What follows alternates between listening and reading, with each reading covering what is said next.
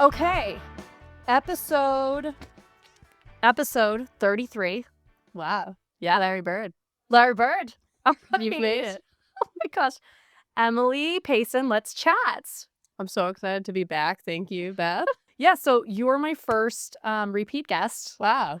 because Privileged. we just had so much to talk about. And I remember our conversation went for like an hour and a half, and I could have kept going. Yeah, me too. I was like a feel like we half could've hour just late kept- for a meeting I know. that I was paying for. It was like a business coaching meeting with Mackenzie. Check out the Lawton group. Mackenzie, she's awesome. I like an hour and a half booked with her, and I was just like, I'm sorry, Mackenzie. Like, Yeah. but I mean, it was like a business meeting about business. And like sometimes when you have a good thing going, you just have to keep going. Yep. So I hope she understood. I hope you're good. she got it. She got it.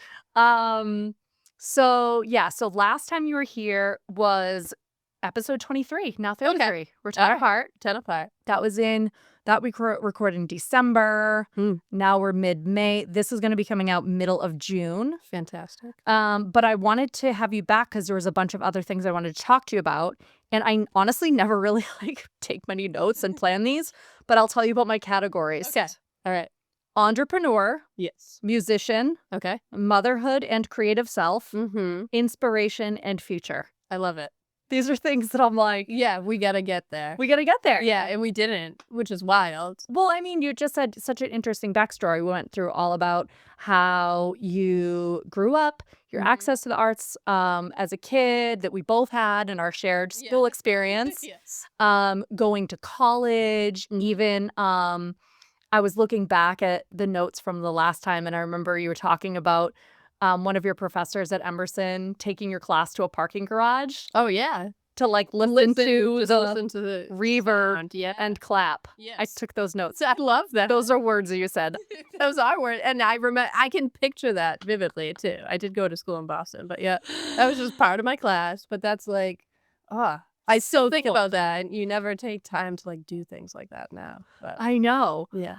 Okay, so we'll get there, but the first thing I wanted to kind of jump in is we talked a lot about your career at Zildjian, Mm-hmm. which was a very interesting global but local company. Yeah, absolutely. And you ended up in there in an internship in college that you just happened to be like right place, right time. Completely. A position opened up. You got to do so many cool things like selecting actual symbols for artists, doing artist relations, doing one-to-one recordings with people like Mick Fleetwood.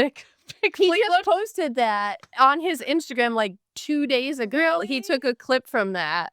And then I like commented. I was like, that was so great to interview you that time. Yeah. But yeah, I love that he's still like, that's one of his like only like solo interviews that's out there. And he like reposts it every year. Oh my gosh. Okay, cool. I'm going to find it. I'll repost it. Yeah. I'll repost it too. He just did a clip. But yeah, which was cool. And like, it's one of my like pivotal like career moments too. But yeah, doing interviews like that. And it was very similar. I referenced back, but the interviews we do was about like, how did you start like on your path to being a musician? So like very similar, like creative pathways kind of thing. Yeah. And his and many people, it all ties back to like supportive parents or, and sometimes it doesn't. Sometimes it's like, I just had to take my own path kind of thing. Right. But regardless, but I find that so fascinating. So I'm glad we got to focus on that last time, but I'm glad that we kind of can. I know. That was great. And then, Billy Joe Armstrong. Well, like just like being backstage, like getting to go bring stuff backstage. So, okay, so you're doing this very interesting career for like a decade, right? You were there for a while. Yeah. And then I remember you saying your original plan was to work sound with a local company. Right. That you did end up transitioning back to. So what was that transition? What was like deciding to pivot away from Zildjian and then to getting back into, this was like theater? Yeah, theater sound. Okay. So essentially, when I went to college for sound, specifically originally for film and a little bit of music. And then I ended up taking theater sound classes because I had met a guy on the South Shore that was doing sound for high schools.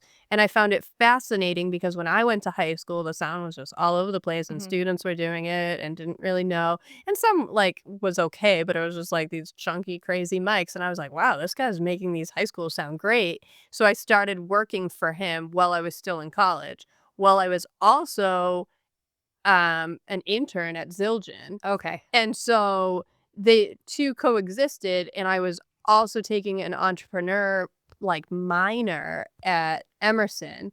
And my thought was to take over this company and like make it bigger and like kind of hit this niche market that no one hits. Like you have these backline companies that provide equipment for big concerts, but you don't have anybody providing it for schools. Yeah. You know, or like a sound engineer for schools. So I found it fascinating what he was doing it, and he was doing it on a small scale. So while I was at Zildjian, I continued to work for him just a little bit. Mhm. To the point where like I was so busy that I could only do like 2 shows a year or something. Yeah. But I'd still like we met through like me doing sound, and I believe I was at Zildjian at that time. Yeah, I grabbed you for a performance. I was doing children's theater stuff at the local YMCA. Exactly, and I ended up doing like a puppet show or something. It was wild. Oh yeah.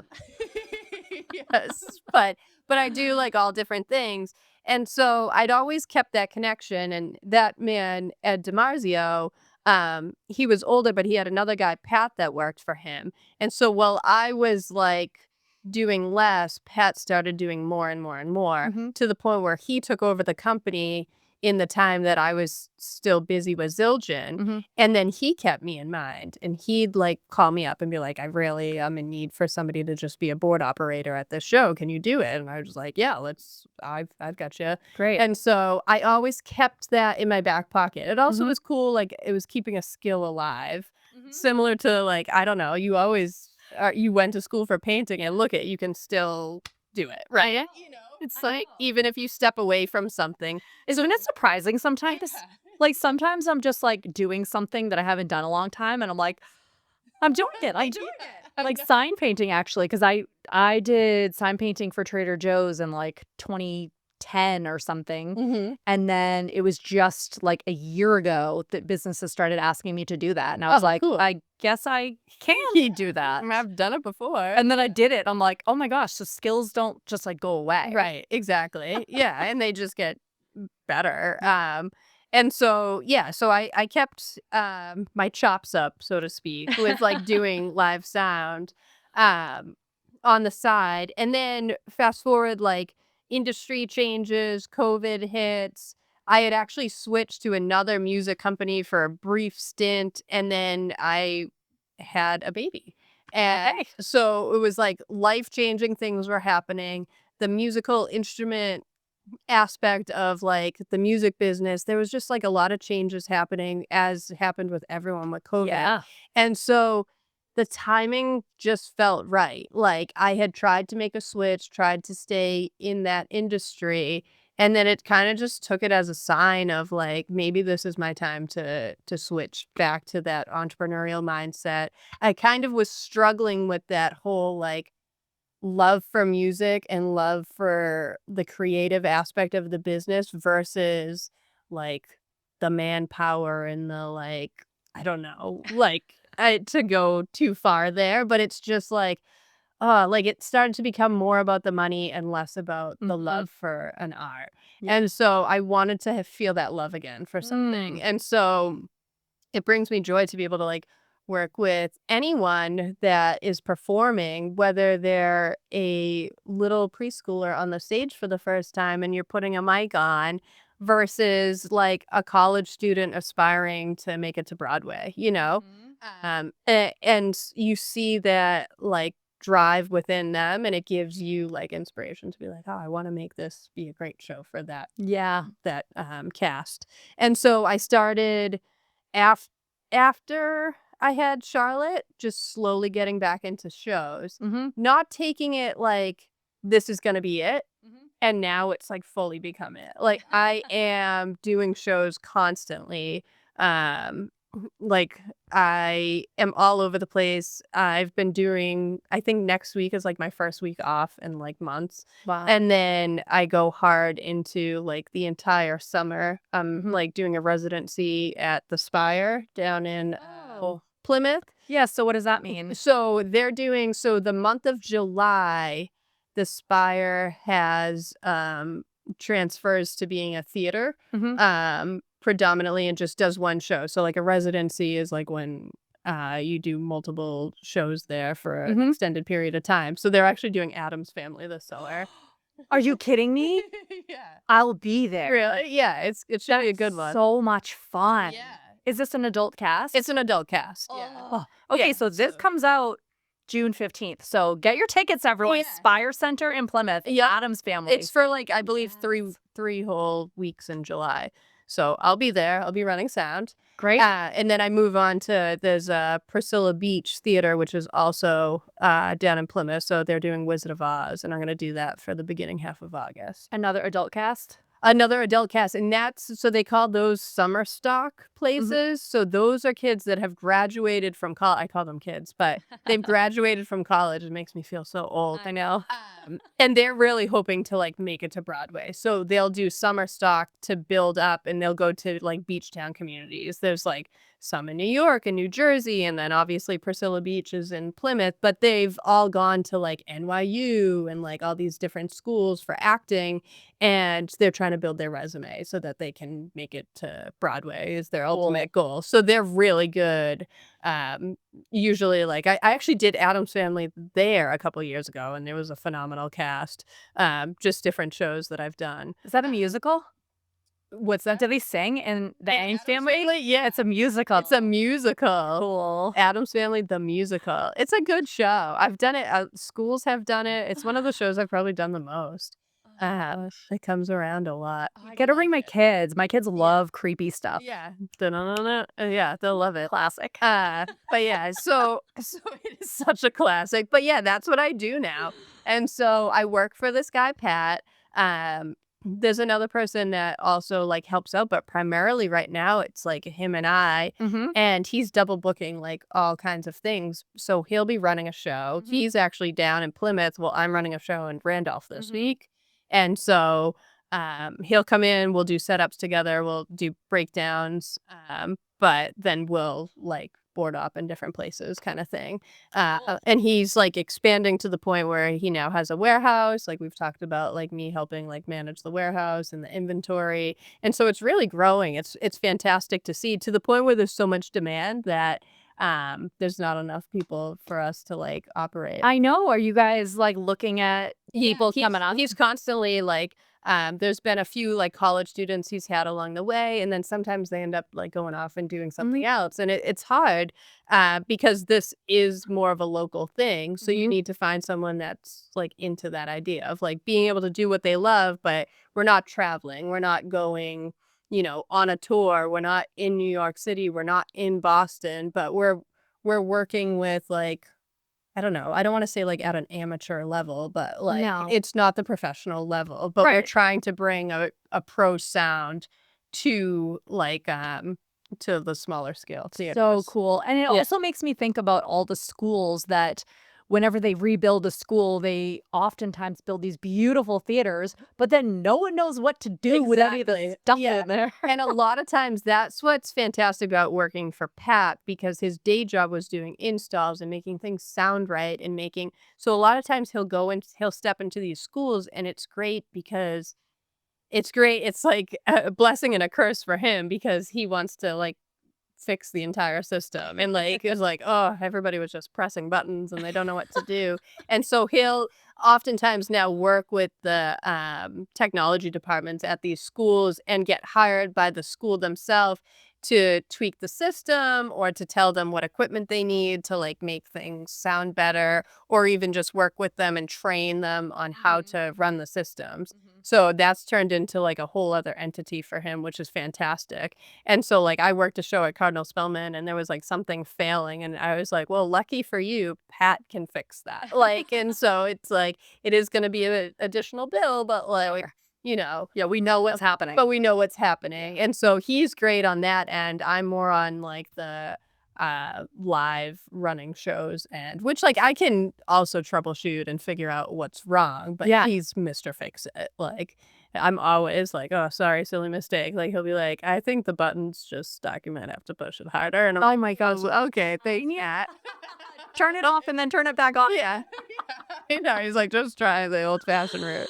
Oh my gosh. I need to get you guys in on the talent show at my kid's school next cool. year Yeah. because I like volunteered for like 2 things for the PTO, and now all of a sudden I've taken on managing the talent show. Oh wow. Okay. And our sound people, I think they were through the school last year and they were there for the rehearsal. Yeah. Didn't show up night of. No. So we had people just who were on the PTO pressing buttons and like, Well, I'm trying. They don't have a talent show at Barrett's school, and I like tried to like inquire. I'm like pushing this out to the world, but I was like, I love that they do in Whitman. Had that they've always it's been like a tradition, and they don't have it at Indian Head. And I was like, that would be so great. I was like, I will run this out. I will do it. I will manage this. Like, I would love to see the kids get up there. I do their know. thing. It would be cool actually if we could incorporate both towns. Yeah. And we might have to do like 2 nights though or something because we're already almost a full theater Yeah. with K through 5. Wow. And cool. and like it's a couple hours Yeah. for a show. But Wow. like to get the kids rehearsal, like the way they do it is they have the kids do their first rehearsal at their school. So it's like in their cafetorium where they're all comfortable. So they're nervous, but we're all there being like, it's normal to be nervous. Like when they say that, we just like kind of reinforce. So, and then, you know, we do the dress rehearsal at the actual stage at the high school. Yeah. So then by the time the night of, they have a good perception. That's great. I love that. Yeah. Too. Yeah. So it's like the level It's of an confidence these kids go out too. with. Yeah. So you're in sort of like those backstages. So like, are you going to like tech rehearsals with children? Yeah. So this week, like as a prime example, like I've been in, it's actually a church in Randolph, and they do like a phenomenal job. They bring in, I think it's like a 10-piece band that's playing. So we have, I mean, it's pretty like high end. We have them in another room. They have a TV so they can see the stage, and then vice versa. We have the conductor visible to the people on stage so they can see the conductor from where they're at. But each day, like we build upon it. So the first day was just piano and mics.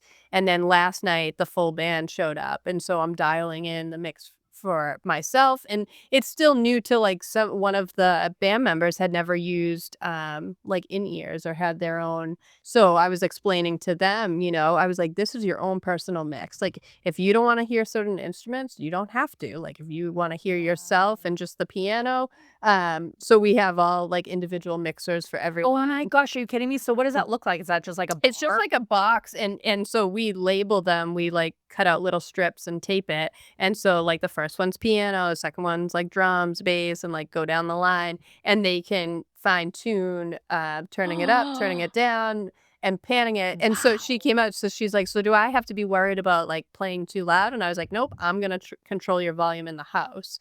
So it's also cool because sometimes you get students too. Like I had a girl when I was working at Spelman who sat beside me, and I'm teaching her a lot about what I'm doing and the band. So I had her running on the right side of the board. She ran like the chorus people, so like the background singers, and I had her running the band volume. So like when it would be dialogue, I was teaching her to like bring it down so we can hear the dialogue. And then ducking it down. Ducking from learning how to do podcasting and that's instrument Instagram.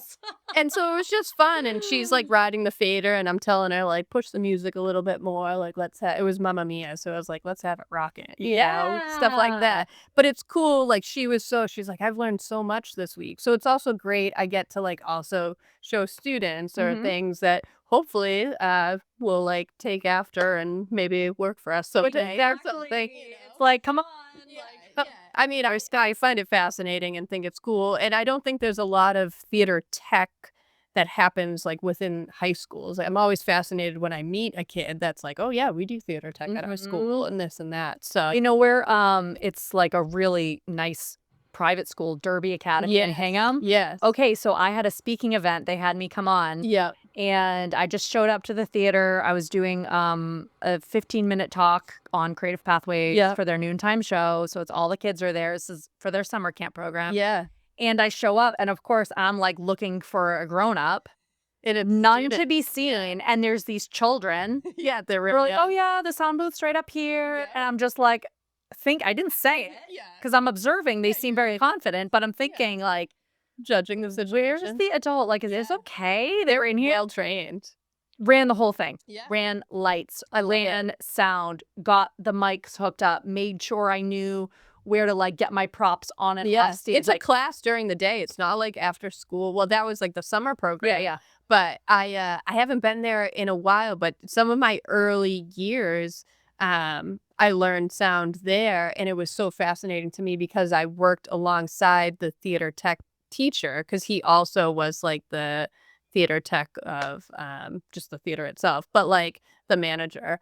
But yeah, that's a great example, and that's the only school I know on the South Shore that offers that. So they learn everything from building sets, they're learning carpentry, they're learning lighting, they're learning sound, they're learning how to stage manage, and so they're learning all aspects of theater tech, which is something that I didn't even touch until my junior year of college because I didn't even know that was an option. Well, Like, I was not exposed to that to know, like, oh, I could have majored in this. So, like, I had to, like, ask permission. Can I take classes over there? Because it was a whole different department.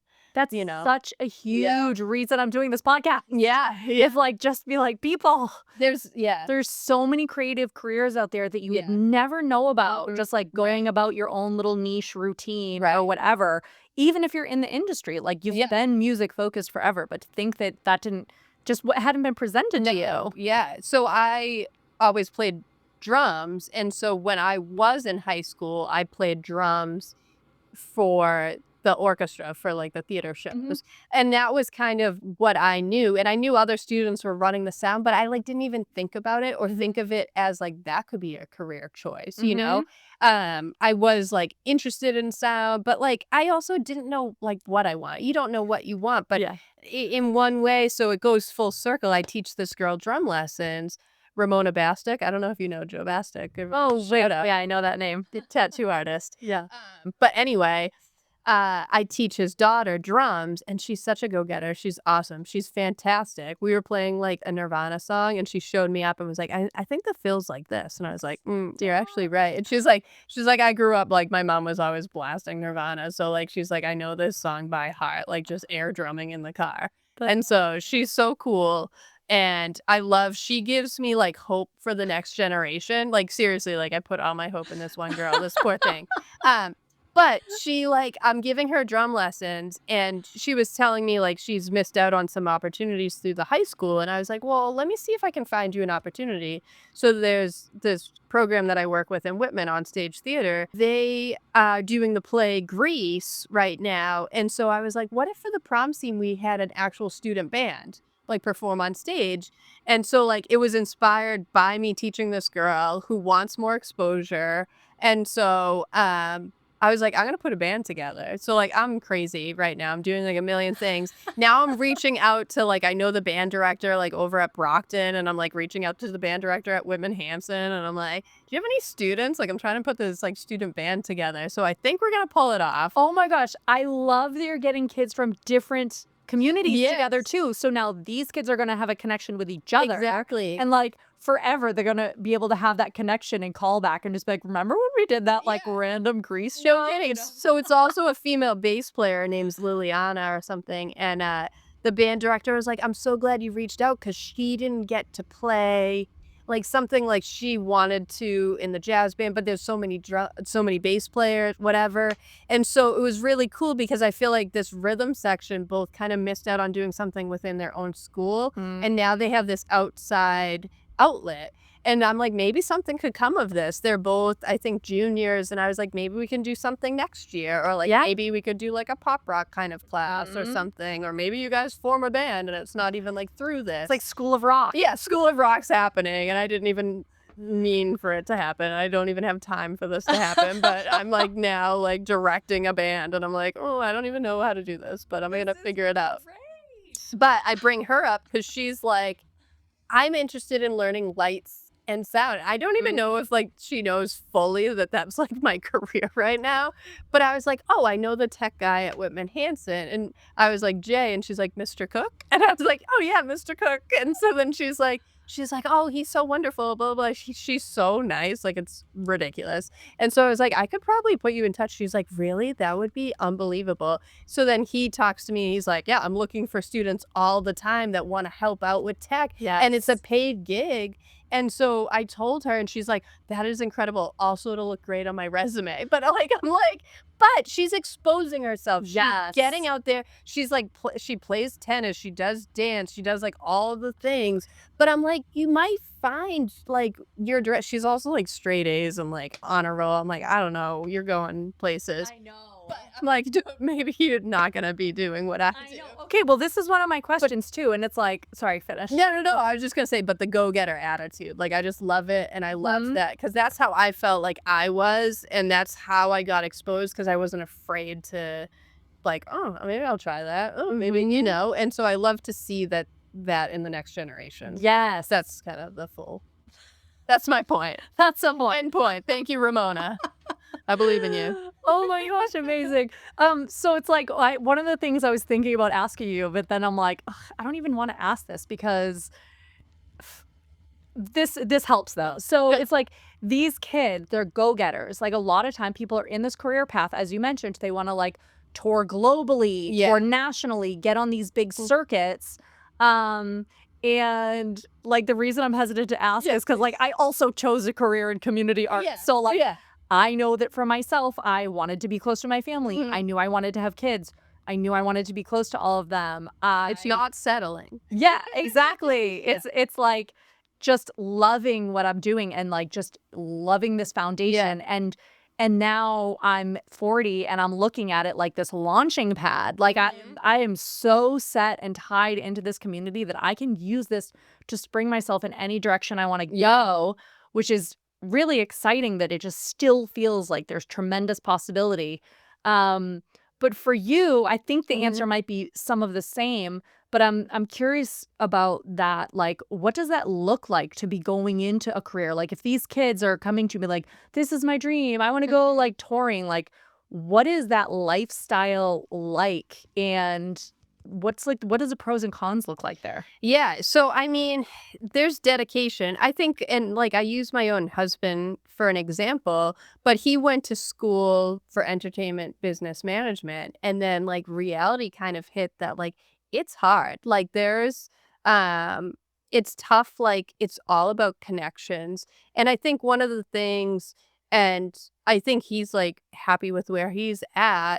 But the frustration came when it's like, okay, I went to college for this. Now what? And it's like, there's so much hustle involved. Like you're one in like a million to like make it even behind the scenes. And it's like, this isn't to be like, I don't know, negative or deter you away from following your dream. Someone makes it through and gets the job. Right, exactly. So like you can be that and then never give up on that. But sometimes your career path may change along the way and don't shy away from that, I think is like the biggest thing. Because I was connected to some very like high up musicians, but I've always been behind the scenes of like making it great. But so like even being at Zildjian and things like that, I saw what some of their lifestyle was and what it took to get there. And I even see some people, I don't know, like it's just when they're at that cusp moment, there's a difference. There's something there that like people go that extra mile. And it's not necessarily like put yourself out there more, but some of it is right place, right time. Yes. Some of it is just, it comes down to personality. It comes down to meeting the right people. Like, and so it's tough to give like a true, like go after your dreams and just like do whatever. But like I've listened to different podcasts. I was listening to this guy, Matt Musty, who's he drums for Train, but I like it was wild. I won't go off on a tangent, but he got the gig with Grace Potter, and it was a right place, right time, but he had tried all the different things. He had gone to New York. He had tried to like work as like a waiter during the day and like struggling trying to get on like every gig he could at night just to make it as a drummer in the industry. And he'll say I did all the wrong things, but it's not the wrong things, it's all the things that get you on this path. And so he had moved to Nashville and was like, maybe I need a new location, and he got on an opening gig for Grace Potter, and you're on the right trajectory. But what happened was Grace Potter, there was a situation where her husband was the drummer and they broke up on tour, and he stepped in, right place, right time. And his career had all led to that moment. And it was, this is my time. Like, this is everything that I've practiced for, and I have one chance. Yeah. And so sometimes you're just waiting for that one chance. But I view it as like, if I hadn't gone to talk to that guy that was running sound theater at my old high school and just was like, never thought about that before. And like, I took that moment, and that moment stayed kind of with me in like a back pocket for a long time. And now it's what I'm doing. Yeah. So beat around the bush, but I'm also happy being a mom. I'm happy that like I can have both lives, because even when I was at Zildjian, I got to go home at night. And that was something that I realized I don't think I would have survived on tour. Not because I would have been the party person, but because like there would have been a longing. I know myself, even when I travel, like I like to get home. And so like it's recognizing that within you. And even though you think you want to be the star and the traveler and the this and the that, sometimes surrounding yourself with that makes you also realize, well, maybe I can still have the best of that, but not have to do the traveling, or you know. So there was a lot I learned through lived experience, I guess, of like what was right for me. And so I feel like I have, I don't know, the best of both worlds. Like I get to do creative, I get to help people that might go above and beyond, but I also hope they realize they can also stay here and thrive. Yeah, I think a couple things you said really stand out, like lifestyle. Like figure out what the lifestyle is that you want, because then it's like, if you're not, becoming Taylor Swift's drummer, then it's like, it doesn't even matter, because you're doing what you want to do. Like you moved to Nashville, but like you're surrounded by other musicians. Like that's the life you want to live. So like when an opportunity comes around, you might be ready to jump on it, but like just liking the work. I actually just was like thinking about this recently. It's like, I love the work of gardening. Like garden is always half finished. Like you're going to fall if you're not looking where you're going, because the paths just stop randomly because I'm placing every rock. But like, I like the act of gardening, and therefore, 8 years in, my garden does look pretty dope. I'm going to take you through it on the way out, because we're in the spring. Like I like the act of just like sitting and cutting a ton of tiny little papers and then like gluing them up on my mixed media things. And it's like, cool, if a photographer wants to come take a look at my garden someday, that would be awesome. If I have an opportunity to sell a huge painting, then like that's great. But I just love doing it anyway. So when it comes to music, it's the same thing. Do you like to travel? Do you want to stay local? Like, are you front of the house or back of the house? Like Exactly. Do you what's your vibe? upstate? And then I think also something you said is important to call out is personality makes a difference in what type of opportunities you get. Exactly. Like, I am grateful that I'm an extrovert. I love my alone time. I'm like, I think everyone's maybe a little both. Like, I need my solo studio time. That's what my studio time is. That's what my gardening time is. Yes.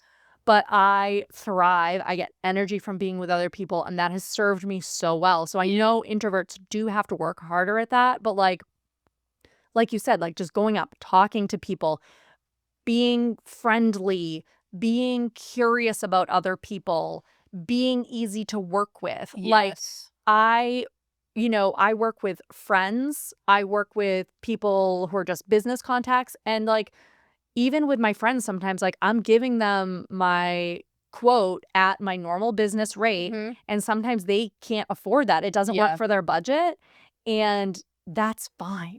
And I say that to them. I'm like, I just want to put this out here because I'm just trying to like run a clean business. Right. But at the end of the day, the most important thing to me is that everyone's comfortable working on this job. Like, I don't actually need the extra $25. Yeah, I know. You know what I mean? Yes, Like, yes. whatever it is. But like being able to find that flexibility when you're working with people, that's what makes people want to work with you again. Agreed. That's what gives like allows for people to give you recommendations out. Be like, oh yeah, she was so easy to work with. Yep. Like Completely. that's a number one thing you want to hear. Well, I love to like, because I've been doing this actually, so like I feel like I'm starting to have the same clientele, which is so awesome. So I feel like I'm falling into a similar pattern as last year I did the Spire, like, or different things like that. And I'm finding the people that I've really enjoyed to work with, and not to say like I'm trickling out, like, but you're kind of, I'm at a point in my career where I can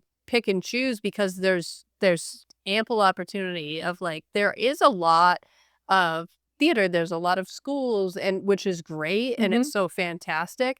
And now I can be at a place where it's like, I love working at this Montessori school, Inley School, I think we've talked about.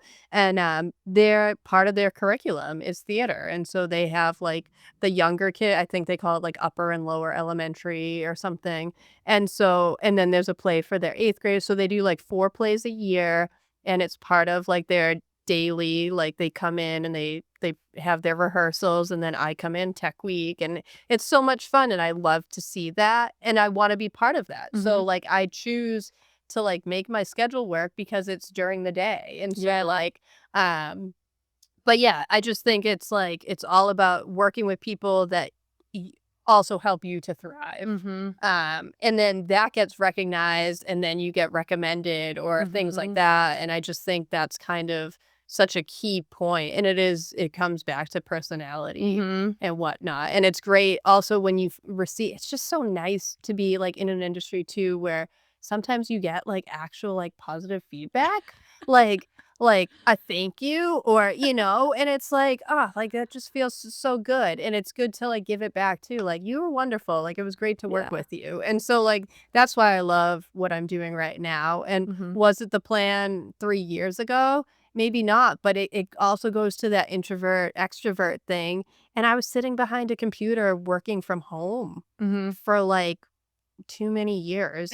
And it was like, it started at COVID, and it's also like, oh, but it's so great, like there's definitely benefits. Yes. But I was not feeling that connection to people anymore. I was losing that, and I need to get back out there, and that's why I feel so much more part of my community now. Yeah, absolutely. Just by doing this. So yeah, it was the right career change for me, and it kept, I don't know, it kept me involved. Yeah, involved in the community, involved with your creativity. And I want to ask about like your personal side of your creativity too.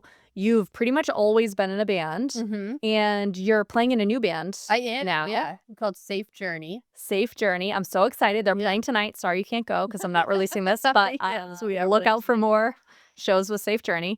Are you guys like posting on Instagram? We are, yes. So I think it's Safe Journey Steph. So Steph Larsen is the singer, and I have to give her a shout out as far as like creative and where your paths go. She's a photographer by profession and a freelance photographer. Does a lot for like Boston Magazine, and does a lot of like music, but just all over the place, but fantastic. I've always known her as a photographer, like way back when I like was playing in a band with my friend Kyle, Fluorescent Hums, and she was like taking pictures at our show, like, and I don't know, it was like 2013 maybe. And so full circle, COVID hits, and her mom passed away around that time period, and never really played music. Always like to like harmonize with friends or different things like that. And these songs just started coming to her as a way to like deal with grief. And it just started like coming out of her, like all lived life experience, very, very powerful songwriter, lyricist. Learned how to play guitar because she could hear the melody. Like it's just it's pretty incredible. I like full body chills right now. This is amazing. And so she started posting it very quietly. She's a very wants to make sure that she's putting out her art in the right way, and I respect that fully. But I discovered these quiet little posts that were coming, and I was like, "Wow, you're playing music." And then I was like, "What is that?" And she started sharing private YouTube links to me of her playing these secret singer-songwriter things. She was going down the Cape, and the songs just spoke to me. I was just Cool. like, "How let me know, can I be a part of this?" Yeah. And I've never, felt to jump out of my way. I also feel time, do I have time for this? I don't know. I still don't know. But, I'm doing it. I'm making it work. And we've recorded a couple songs. It's not out yet.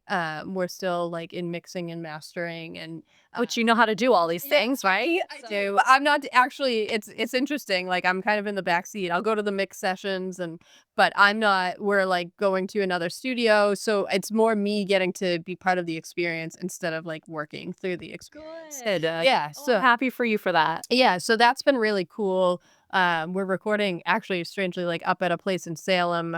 She has a friend Steve and he's fantastic. So we're recording with him and but these songs are so incredible and we put together she really had a vision of wanting it to be a she they band thing. And so so that's what we're doing. And so we have Michaela on bass, Liz on guitar, I'm on drums, and she's obviously lead singer and playing mostly acoustic. I think she may play electric on a couple things, but it's new to her and it's fascinating to me the way she describes music or what she's hearing.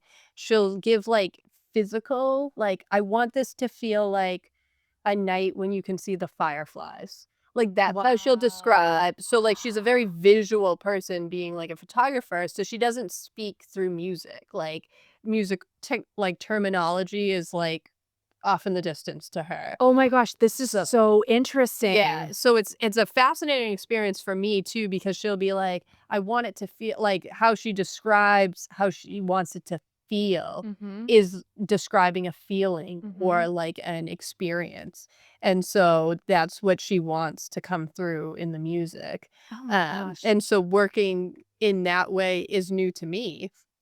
And so sometimes there'll be little thing she's very in tune to I've never paid so much attention to my playing too and also taking notes and very specific. I told her I was I've never played a show and had so many notes, but and I was but I want it to I want to help this vision come to life in the way that you're seeing it because I've never she's a true artist in the sense in every sense. And so it's cool. This will be our first show that we're playing some of these songs live, so it'll be really cool. I'm so excited. Yeah, so I love that. It's great that I feel part of that, and she wants it to be um, like a band and a feeling. And so one of the times we went up to record, um, we didn't have a band name, and there was all of a sudden this snowstorm that wasn't predicted this winter that hit worse on the North Shore. We didn't get it bad down here, but as we're driving up to Salem, it's bad snow or getting all around. Yeah, and so it was all about having a safe journey there. And so that's kind of where the name came from, but it also is has felt right because of what she's gone through. She wanted this to be a safe space for her to Yes. first she kept the music to herself and then she realized she wanted to share that because there's such relatability in some of the things she's gone through, some of the grief. I mean, there's all it's all different subjects that I think everyone can relate to in certain ways. One of the songs is about someone close to her that just can't stop drinking, and addiction. And it talks about how she wants them to stop because she loves them, Yeah. and it's hard because somebody can't stop just because of that love. And so just things come out in her music that you're wow, it's very touching. It's very cool. A lot of it is about the grief, and she's a triplet. And so Oh, wow. there's also this just connection of the triplets to her mom and when they like lost her, and so like all the different feelings, and so but yeah, there's just so much to her music that I think can speak to a lot of people, and I hope it goes places for her and for us. Yeah. I'm so excited to see that and to see it live and just, yeah, like watch where she goes. It sounds like she's a real storyteller. Definitely, yeah. Um, and this is leads me to thinking about people coming into creativity at all different ages. Like we've talked a lot about children who are, you want to give early exposure, right? Yeah, Because like yeah, the point is like whenever you get exposed to an idea, that's the starting point where you can branch off. exactly. So the younger you get exposed to more things, the more opportunity you have for more branches. Yeah, But that doesn't go away. It's right. like it just means your timeline's shorter because Yeah. sadly we don't live forever. But she is in her 30s. Yeah, She her so age? I believe she's 34, 33 or 34. So when she was like about 30, she's like Yeah. picking up a guitar. Which is wild. And so we joke about it all the time. And just all of us, like we're all in our 30s in this band. And some of us, like, I've kind of I've probably been the only like constant that has played music all along that's like in the band, but never, I always, like, even though I played drums and I worked at Zildjian, it's like, I respected the professionals and I didn't feel I was a professional. I was a professional at selecting cymbals for people, Mhm. but I played as like my own enjoyment, as like a Yes. hobby kind of thing. And just always treated it that way. And with this, it feels a little different because, like this, she's really putting herself out there and she's investing a lot into this, both like time wise and money wise and Mhm. different things like that. And then some of the other musicians played when they were younger and stepped away from it for a long time and now are coming back to it. Wow. And that's also a cool experience. So we're all coming at it from different areas and all have different um like experience of just the how the industry works or things of that sort. But to me, at the end of the day, it's about enjoying the music, whether like it touches one person or 1,000 people. Like, Mhm. and I think we can all relate in that sense. It's like this just feels really good, and let's see where this goes. Yeah. So, I mean, it seems like these guys have a great path for if someone is thinking about like they want to be in a band, they want to Yeah. learn music, like, well, um, what you see here is the leader of the band Hmm. had an idea, learned an instrument, started recording things privately, Yeah. tiptoeing out, sharing it Mhm. with friends a little bit here and there, allowing space for herself to get Right. comfortable. And then that's when you start sharing it with other musicians. Yeah. That's when you start getting opportunities to be like, hey, do you want to do this live? Do you want to do a Right. practice? What about the other people in the band? Do you have any other things to share or even just different ideas you have for someone if they're thinking about getting into one of these things, not as a child, later getting into it? Like, Yeah. what's the step? Like, how do you get into creating music, finding a band? I always try, like, it goes, there's so much of like, to me, that it's a therapeutic thing. When I met my husband, he was about to sell his equipment. I may have touched on this in the last one. I don't That's right. remember. You did because you're Okay. like, Allie brought him to be like someone in the band, and Yeah. you're like, why are we gonna have this guy in the band? He's about to walk away from Yeah, music. Like, exactly. what are we doing? Like, oh, we're gonna like, It turns out to be yeah, Spencer. it's Spencer and he's my husband. And so it's fantastic because um it's something that always made him feel great, right? And so I always try and stress, no matter how long it's been, you can always get back to it. And I actually, like, when Mm. after I had Charlotte, I struggled with some postpartum and I was like in this group, and one of the things they said is like, what's something you can do for yourself?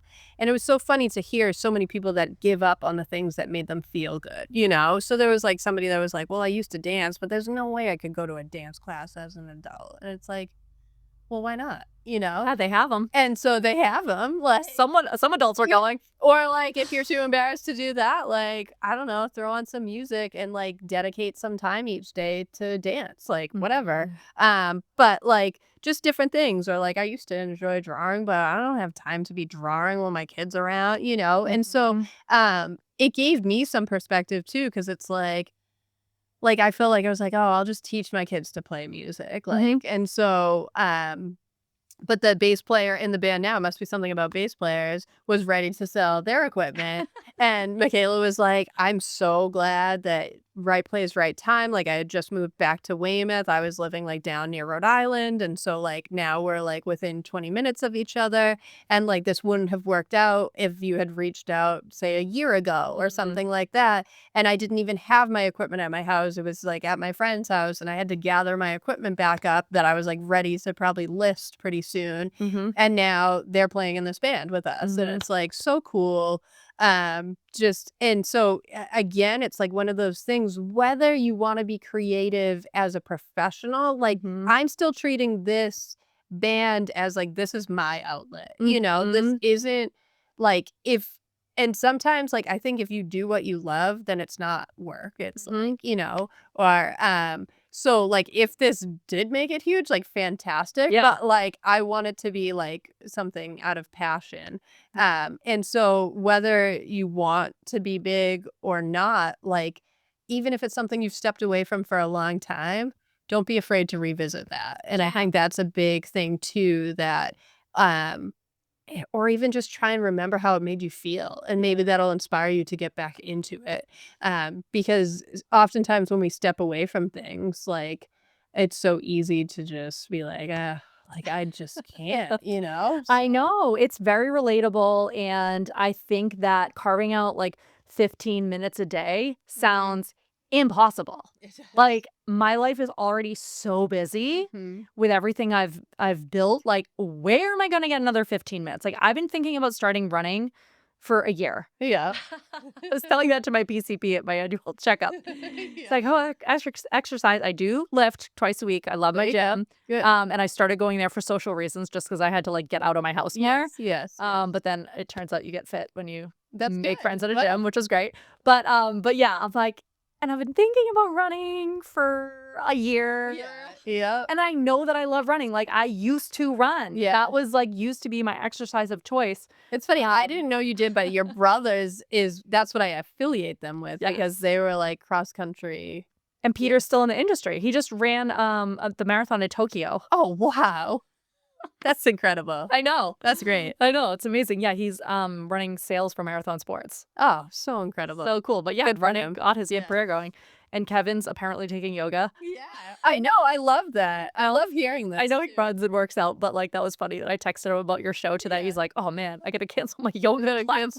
You signed up for yoga to know. But yeah, like figuring out, like you can carve out 15 minutes. It's important. It's vital. It's vital to like not only just pursue a new passion, but to find that moment of connection with yourself. Right. Which is another thing I wanted to ask you about, like as a mom, a creative, working in a small entrepreneurial style business, where do you find time for self? Do you have things that you do just for yourself that aren't related to any of that stuff?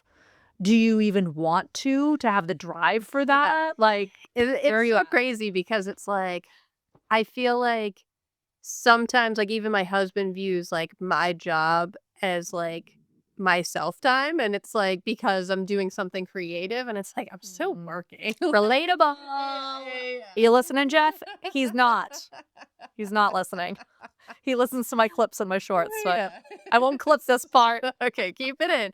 And I'm not throwing Spencer under the bus. No. Like, because we're passing ships, but it's so hard. It's like, and he right now is using the gym as his time, and he's socializing. He actually like hangs out with Mike Sheehan at the gym. Great. I don't know if you know Mike, but like, who was a friend of mine in high school. Spencer didn't go to, he was from Plymouth. And he's like, but now we see them at like, more callbacks. But like now we see them at like parent teacher conferences. And he's like, oh, I love that I have like a friend from like the gym, and I see him around town. And it's, I don't know. Now I'm dorking out, and poor Spencer's probably embarrassed. No, but it's true. It's like, but you have to find these times. And so like he found that, but then he'll even say, well, I have the gym, but that's my only outlet. And it's like, yeah, well, I play with Steph, but like sometimes there's such guilt. There's just such guilt of like, well, we're trying to practice more because of this show, but like, should I be doing this? And like, it is for me, but like, then I'm feeling guilty about like leaving the kids because I often work at night for theater and stuff. So then when I'm taking that extra night to be out of the house so that I can play drums and do what I love, there is that like, oh, but I should be with the family. And I've been like a stay-at-home mom Mhm. too throughout this, even though I'm working and all that. It's like, but during the day, I am home, like Charlotte's not in daycare, and that's a lot to juggle and like making Yes. sure that like she's experiencing, and everybody says she is like my mother-in-law is like, she sings more than any child I know. So I must be doing something right because she's always happy, she's always singing, she's always dancing. And Well, like, and you love being a mom. It's like yeah. being like I feel like that's the struggle of like I get so annoyed when people are like, "Oh, well, that's why I didn't have kids." I When know. you complain about Yeah. having a kid, it's like that's just what I'm talking about. Yeah. Like the immense amount of joy that Mhm. motherhood brings to me Yeah. isn't even it's hard to even get into words. So like, Right. yes, I'm complaining about this one thing, but like it's so enjoyable. It's It like is. it's just the absolute best and it does go by too fast. And so Mhm. you want to soak it all in, Yeah.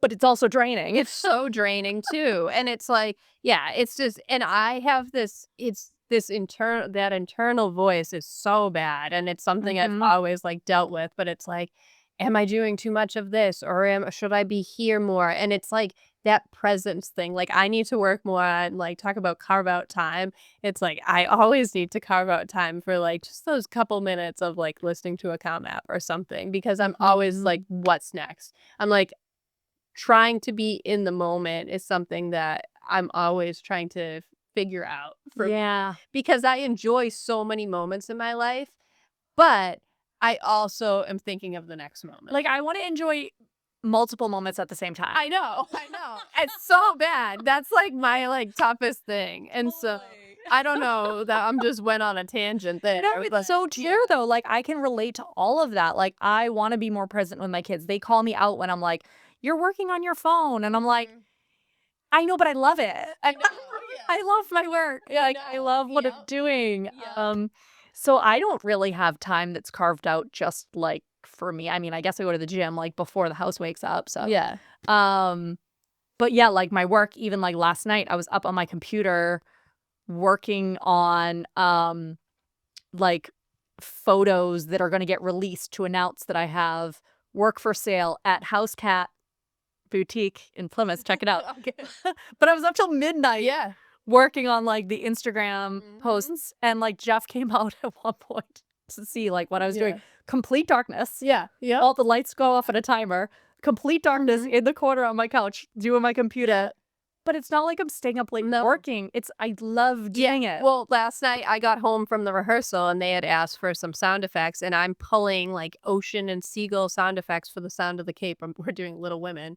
And so I'm like pulling these like whatever So it's gonna put you to sleep. soundscapes. Yeah. And I swear I must have woken up Charlotte or something doing my sound effects and my rain and my thunder and all that. And I'm Mhm. playing it very quietly. But yeah, so she wakes up. It's 1 in the morning. I left my computer like open. It was still there on the couch this morning. But then whatever. My children share a room. And so I didn't want to wake up my son, and so then she has to come in with us, and so life's crazy. And like this morning we may have overslept and I had to drive him to school, but we made it to school on time, and that's the first time this year it's happened. But I can tell Amazing. I'm like overworking and staying up But or burning the also, candles. you have built a lifestyle where you're not rushing to Boston. Right. Like, you I can, can be there for all of it, you know? even though I wish I was sometimes there more to Yes. just be there for all of it. But I'm there. And Yeah. that's what I am working on, like reminding myself. Like, Yes. it's all working and in tandem with each other. And like, this is the life I chose. And I don't think I saw this perfectly. And, and I'm starting to love it more and more. And it's Yeah. trying to remind myself of that more and more because I remember eh, let's be blunt, like a few years ago, doing a podcast post like losing my job and being a very negative person. Mm-hmm. And seeing that in me, I even had to tell the people, I was like, let's not release that. Wow. And I was like, because that's not me. I was very happy in the industry I was in. I'm happy with the point in my life where it did have to come to an end. I had to come to terms with that. And now I'm happy with this path that I'm on. And so like full circle, like things happen for a reason. When I was in it, I didn't see it that way, but coming out of it now, like it's working and things are crazy. And I said to my husband, I sat him down and I was like, I can work straight through the second week of August if we think we can handle this. Yeah. And this week he's like feels like we're coming to this like head, and I was like, we had a very serious and he was like, no, I know, and we need to do this and we're doing this. And so it's a lot of collaboration. I'm so grateful that we are able to work in that way, that we're allowing each other to do our careers the way that we need to. Yeah. We're also like he takes pride, and Spencer has some choices to make in his career right now. And I love that he's like, but I don't want to choose this if it's going to take away from me being there for Barrett and Charlotte. And it's like so incredible because we have that sense of family first. Yeah. And so that's what it comes down to out of all of this, out of all the creative paths we've chosen and non-creative and putting our family first. It all comes back to that. And I love that we can have those conversations. I know. And it's like it's just so great that we both have supportive partners. We'll give them shit. But it's the same thing. It's the same thing about like you complain about stuff about the kids, but you can't even describe how good. Like, we're both in great marriages, and like getting out to go to the gym before the kids wake up. I couldn't do that if I was a single mom and I would be home with the kids, like even little things like that, like finding those opportunities to lean on each other. Like I told Jeff today that I'm coming to your show tonight. It was in the calendar. However, it was in a private calendar that he can't see. Okay. So he was not prepared for that. Sorry, Jeff. Sorry. I do have to Spencer too. But I can do that. Like being able to like live this creative life and pursue these creative paths like don't happen in isolation. Right. You need people supporting you. I have a crazy busy summer too because as a community arts educator, like I'm working in summer camps. I have like more opportunities. Going to be doing stuff at the Levitate Festival. I'm going to a residency. I'm going away for 2 weeks at the end of August, which is like it's a painting residency. It's it's up near Buffalo. Oh wow, it's so cool. I know. I'm like, good for you. I'm so excited. I applied thinking I for sure wouldn't get in. Yeah. But I knew that I met the qualifications. Yeah. But I understood it to be a pretty competitive residency. Yeah. So I'm like, well, I got to shoot my shot because I think I'm so qualified. Glad. Yeah, that's great. But then I got in and I was like, I couldn't breathe. It was like a huge, huge thing. And it's a difficult thing. And like, I can't imagine like I'm leaving my babies for 2 weeks. I know. But then I have conversations with creatives who are further ahead. People who have children who are grown. Yeah. Who are teenagers. And they are so reassuring me that like your kids need to see you going for the thing you need to go for because that's what you want them to do. Exactly. And here's another key that really allowed me to open my mind to be like, maybe I can pursue this career at a little bit of a higher level. Yeah. It's that if I wait a few more years, it's not going to be easier on leaving the kids for 2 weeks. Like I know. It's always going to be really hard. Yeah. It's always going to be different types of hard. Yeah. And so being in community with artists and creatives and people who are ahead of me, it's so helpful to hear that because it's like, what am I going to wait till they're in middle school? Yeah. That might be harder. I know. They're going to have more stuff going on. Yep. Right now, we have grandparents. We have a fantastic babysitter. Yes. It's like more like a nanny over the summer. That's great. Maddie, love you. Shout outs all around. And the grandparents. Like, we have so much support. Like, it's the same on my end.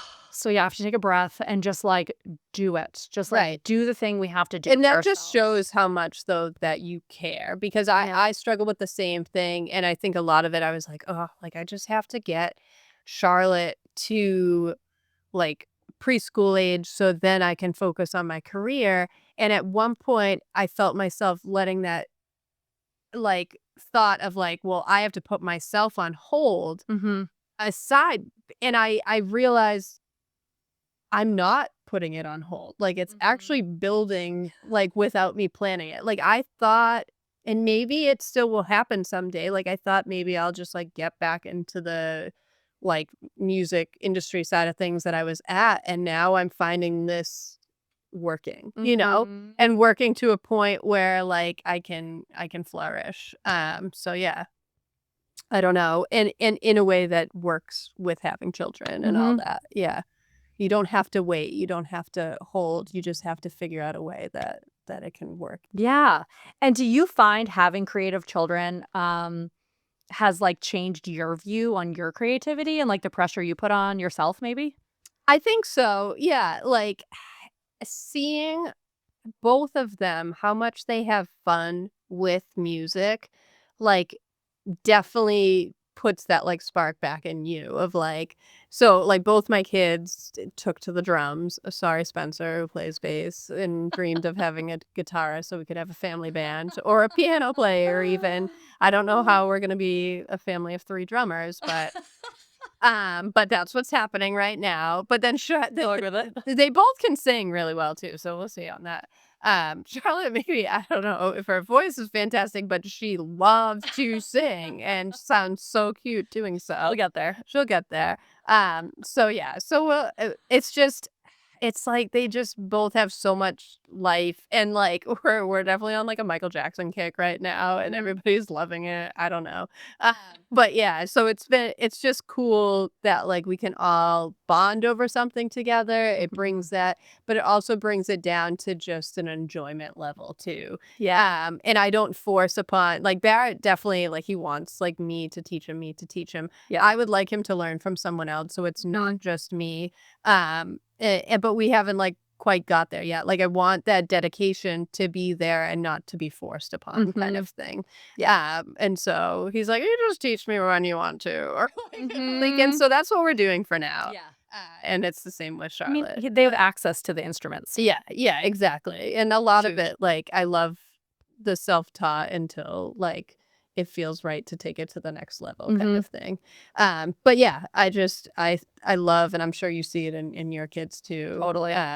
Just yeah, so Yeah. it's a different experience. Like when you can like live vicariously through them and then like also remember what it was like to like just feel so proud. Barrett had like this poetry day at school, and he's like, I'm not gonna read a poem, but I have this other part, and they had portraits on the wall, and the parents had to guess whose kid was whose, and his like task assigned by his teacher was to do a drum roll to like reveal each student and who they were, and so we do a drum roll for each one. And I love that his teacher recognized that in him, that would be something that he would shine at.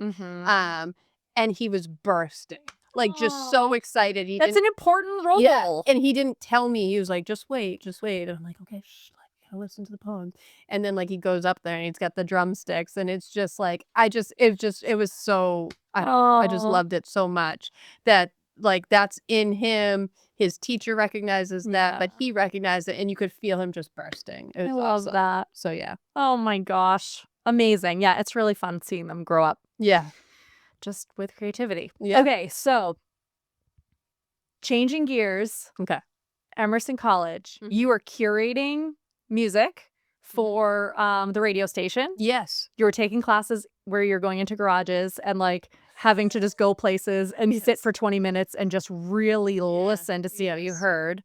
So when you're listening to music, just like for fun or whatever, are you able to just like tune that part of it out and just enjoy? Or do you find yourself like slipping into musical analysis? It depends over different periods of time, and what is like it's so fascinating. Like right now we're in a mixing stage for Safe Journey, and I'm zoning in. Like I do these like 3 little hits on one of the songs, and then another song I do like these 3 big hits, and I'm realizing this is becoming like my signature thing that the guy that's mixing actually pointed out. And it's just like those little things that like make a song. And Barrett was singing the Logical song by Supertramp, I think it is. Okay. So random, but there's 3 claps in that song that I've probably heard that song a ton of times. It's probably on like WZLX or whatever. Yeah. And I noticed those 3 claps, like, more predominantly because, like, of my, like, playing or things like that. So sometimes it's cool and it's like, man, those 3 claps really make that part, like, you know? And it's like, so sometimes I'm, like, critical listening because my ears have become more in tune to right now I'm in this process of critical listening again to music. And, like, I saw like, I'm bringing up Michael Jackson, but, like, I saw the Michael Jackson movie and going back and listening to some of those songs, working day and night. I like played the drums the other night for the first time in a long time. The kids weren't home and like I could just like jam out. And like I didn't actually play it like note for note, but now I'm like listening to the song more in the car and I'm like, oh man, that's really cool. And oh, I love what they're doing there. And like I'm critical listening, which I haven't in a while, to like specific drum parts or but a lot of times I can just listen and, like, enjoy the music. Yeah. And like, I always was like, "Oh, I don't wanna go to music school because it'll ruin music for me." And, like, I still kind of feel that way. I feel good that I, like, didn't completely study music because I wonder if, but everything's been about sound and listening in that sense. And I think, I can zone in when I want to and zone out, and I'm glad that I have that capability. I think other people, like, can't, and I feel bad for them because I think it's a blessing and a curse if you're like I know, it's so fun. It's almost like doing critical listening is an act of creation because Yeah. you're, like, dissecting all the different sounds. Like, what is the drum doing? What is the guitar doing? Like, are these the same guitar or are these 2 Mhm. different guitars? So it's almost like a fun little, like, Yeah. logic puzzle. But, yeah, you wanna You just be can able get to, like, lost too. turn the music Yeah. up and, like, drive the windows down. Right, exactly.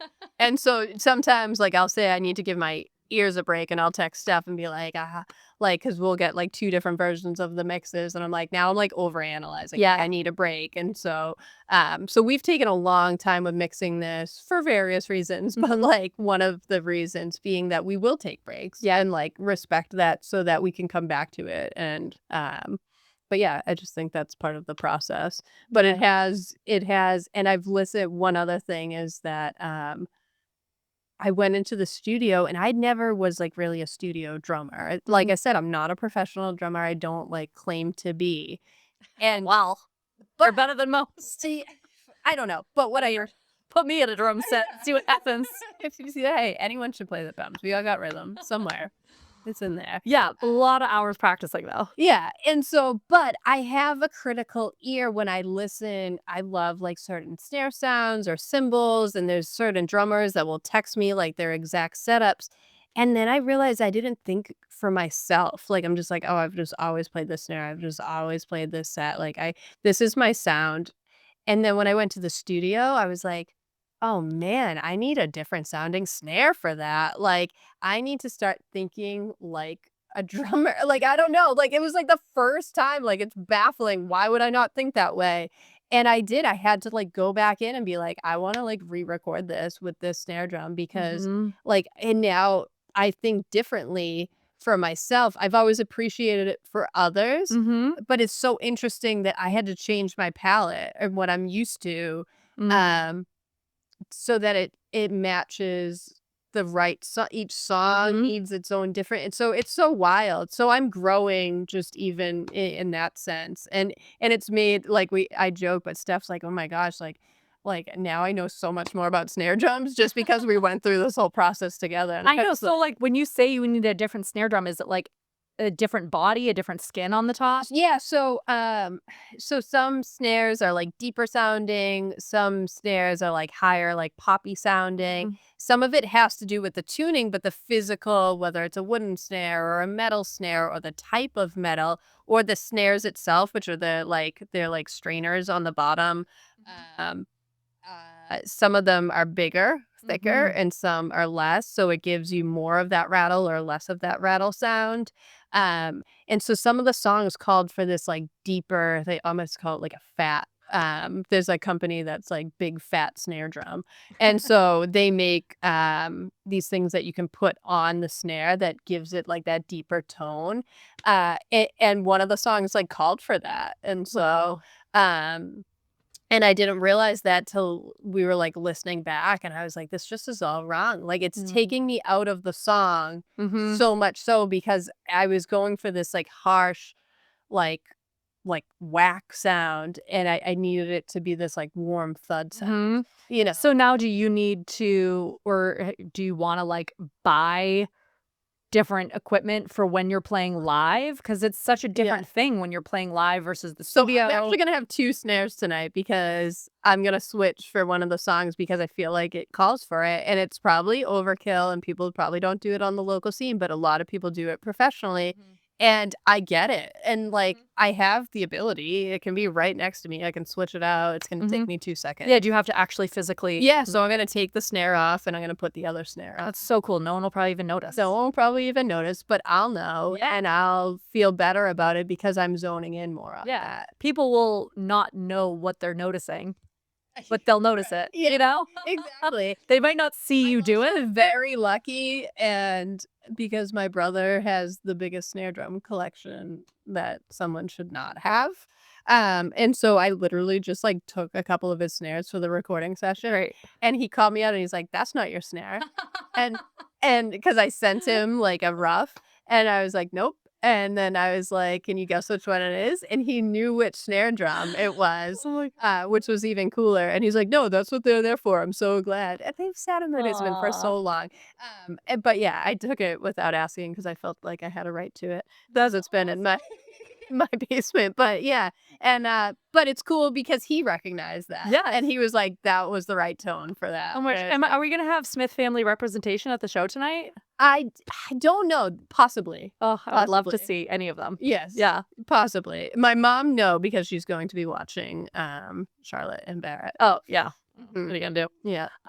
Okay, so bands you're listening to, music people should check out, old or new, anything come to mind? So I'm like all over the place as far as what I've been listening to lately because I'm trying to get into like there's a real like Phoebe Bridges like kind of like vibe going on with Steph and Safe Journey.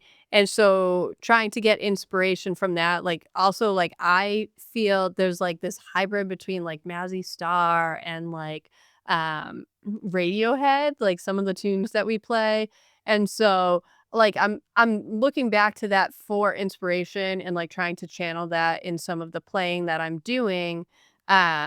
But also like there's this moment I call it the Queen moment. And it's so funny because like I wouldn't consider myself a huge Queen fan, but like channeling some of that energy and these like big hits. And so like I told Steph even the other day, I was like, throw on Bohemian Rhapsody. You'll totally get what I'm saying. And I was like, and just like listen to like the panning and like the guitars. There's one over on your right and there's one over on your left. And so like I'm all over the place. But then like lately I've just been vibing, and it's something that comes from Allie and the Biddies, and we haven't played in a while. That's my other band. That's a cover band, and we do a lot of like funk and soul and rock. And so again, like that playlist, I put together like a after the hiatus. Our singer is having a baby, and so we're taking a break for a while. And so we've been sending songs, and it's a little all over the map. Like it'll be like a Bruno Mars, but then it'll be like an Oasis song, you know?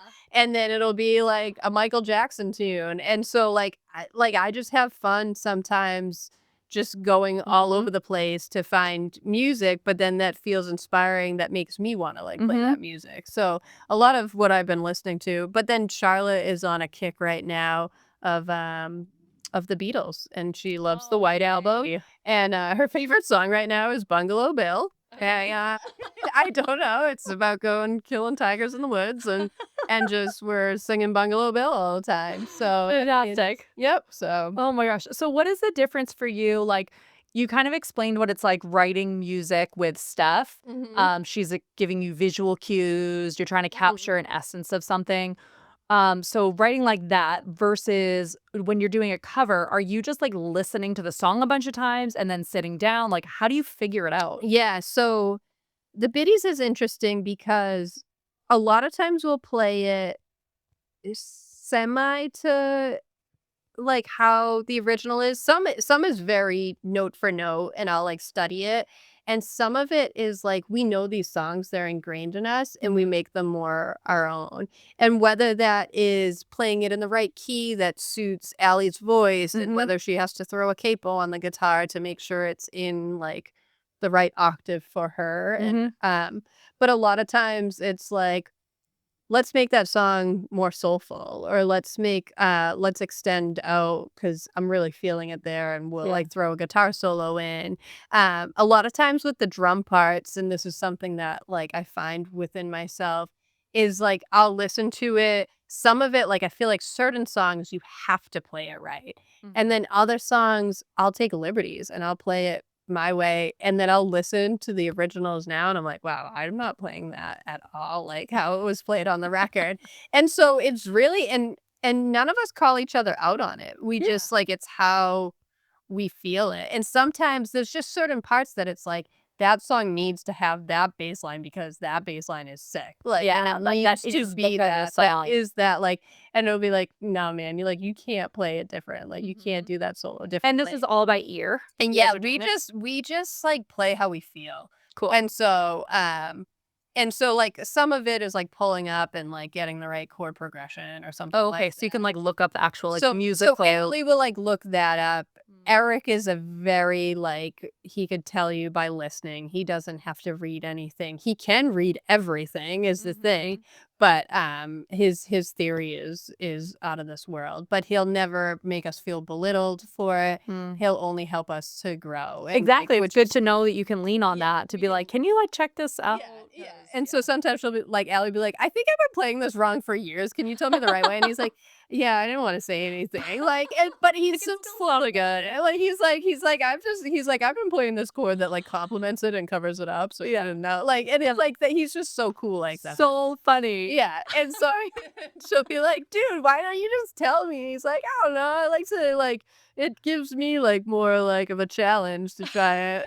Like it's like, dude, you are such a musician. It's incredible. That's so great. But it's like, that's the thing. That's why this can be like your passion. This is why you guys can go and just like have fun. You're not being so crazy about having everything be perfect. And that speaks again to personality. Right. Like you're bringing your best, most generous personality to a group atmosphere and just enjoy it. Yeah, that group will always, I mean, I've played with Allie in a band since 8th grade, off and on. Yeah.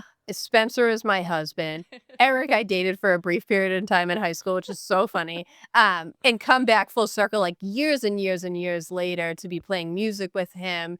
And we all drive so well. But we all like there is such for that group, even though it's not originals, it's not stuff that we bring a lot of our life to those practices. And sometimes there's a lot of vent sessions and sometimes there's and you feel that creativity come out. And sometimes we don't even get much accomplished because we're talking too much or discussing life and there's such a friendship, there's such a bond there. But there's also such a connection in a way as musicians that I haven't felt with like any other musicians that we feel each other musically and we know where the other is going or if the other is having an off night and how to like kind of like pick up for them or in that sense. And that's something that to me is like I miss that group because it was always like a look forward to like therapeutic and fun, just all of the above. And so like we're never, no matter what, like Allie's gonna have a second kid and we're like, but we are gonna come back. Like say we're like always texting. It's like and it's just like even if it's just a song or something like that. Yeah, everyone get ready. Let's add this to the list. Yeah, let's add this. So there's a growing list of after the hiatus, it's called. So we'll see. But someday and that to me is just like I miss that. And we were like, oh, we're gonna hang out so much, even though we're not practicing. We haven't hung out so much. much, but at least that we know we're still there for Isn't it so interesting the way it is? I find that too. Like, I had a great time last time you were here. Yeah. We may have run into each other, but like, we haven't had a long conversation since then. It's like, Yeah. I book work with my friends. I know. If we have a work project going on, we're going to be talking all the time. I've said this before. I apologize to my non-creative friends. Like, I go AWOL. Yeah. Figure out how to collaborate with me on something. Like, Well, that's- commission a piece, it's and so I'll talk to true. you all the Yeah. time. Yeah. But like, I love this work, and the podcast has been a great way as a visual artist when you're working alone to actually like get that connection. Yeah. To hang out with your friends. Because it's like a little cheat code. It is. Yeah. No. And this is so great. And I just think I love that you're touching on so many different areas of even like creativity that like I haven't thought of. Like I've watched some of your like other podcasts, and just it's so great to see all the people just in this area alone. And I love what you're doing. Thank I love you. that you're doing this. So. Thank you so much. Yeah, it's we're flush. Yeah. We're flush with it. So many amazing creatives around here. Yeah, definitely listen to the podcast I just did with Michelle Levesque. Okay. Because she has children who are like college and high school. Yeah. And we really get into a lot of the conversations that really helped me manage my great. mom guilt while I'm like career focused, going for the thing and have ideas, and I'm excited to work. So over the next year, business, bands, personal, any projects coming up that you're excited about? Yeah, I mean, I'm so excited to get this record out. We were gonna just do like a couple singles, and Steph has enough songs. She's like, I think we just go for it. I think we do it as an album. We don't do EP. I think she is gonna release. I think there is a plan to put out the first song this summer. Great. To get a single or two out before the album. But so excited for that. This will be like a big first for me. I've had an original band before that have put out music, but this feels the most legit that I've ever done it. A lot of it has been like a out of heart and recording. We did a bedroom sessions thing and that kind of thing. So super excited about that. How I'm finding the time, I don't know, but I'm glad that I'm finding a way, and I'm so glad that Spencer is supportive of that. We're playing Lemonade Stand, which is down in Providence. It's in a park. I wish I knew the name of the park, but look up Lemonade Stand. They're having 4 different concert series this summer. So we're playing maybe the last one. We're playing the one in August. There is like a rain date in September if any of them get rained out. But I think it's August 29th. And yeah, apparently it was like a whole thing. It's like they're bringing in this like vehicle stage that like rolls out, and there's like a whole stage on it. I don't even know. So that should be really cool. Yeah. And you guys are posting this. I'm sure you'll have links through your Instagram. Through my Instagram. And I'll tag everything in the show notes here. And Safe Journey stuff, I think. And so, so those are big things. Like I said, I've got a lot of shows. Adam's Family, if you want to come out. I'll be there. I love that. It's in a church too, which makes it kind of cool because the Spire is the concert venue converted from a church. So there's still like the stained glass, and then you're like doing Adam's Family. Gothic vibes. It's gothic vibes. I love it. So. Oh my gosh. That's awesome. Well, cool. I'm excited to see you later. Yeah. We can go home, touch base, wrap up work. With whatever we have to do. Doing so much before I came here. Random meetings. Finishing doing digital stuff. Then touch base with family. Yeah. Say hello to our children. And then say goodbye to our children. Pretty much. Because we're going out. Yeah. We're having a night. That's awesome. Cool. Well, thank you so much for taking the time to do this. Thank you for having me. Yeah. Once again. All right. You're the best, Emily. Trying to reach you, I know this